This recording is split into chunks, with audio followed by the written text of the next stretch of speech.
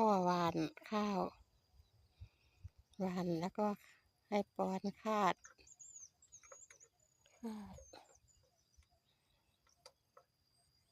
แล้วจะให้น้องขึ้นแววอีกวะน่ะ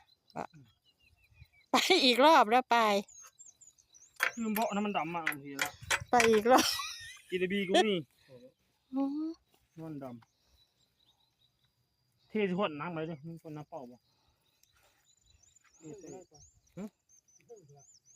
เทใส่คน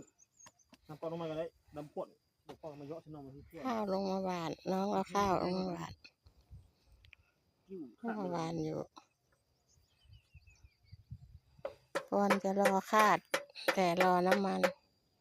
ให้น้องขึ้นไปอีกรอบนึง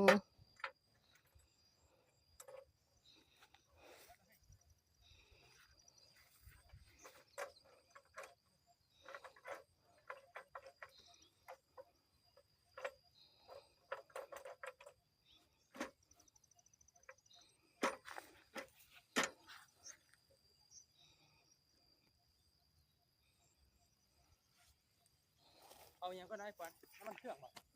น้ำมันดำน้ำมันเก่านะ น้ำมันเก่า ไม่ได้กินน้ำเรืองนั่นแหละ กินร้อนเหลืองๆนั่นน่ะแต่ว่าหาคนเป่าได้คนน้ำเป่าที่ให้ก็ได้เอาลงมาก็ได้เอามาแค่ดำขวดมันก็พอเลยเอาเต็มไปเลยก็ได้เอามาเยอะเส้นถั่วแล้วมันจะกิ้วมันสีขาวมันจะเป็นน้ำมอง เตรียมจกกันได้ลูกเด้อเตรียมจกที่มีอันยางเคียนฮะที่ลูกพุดเมื่อเช้านี่ก็จะมาซ่อมเจ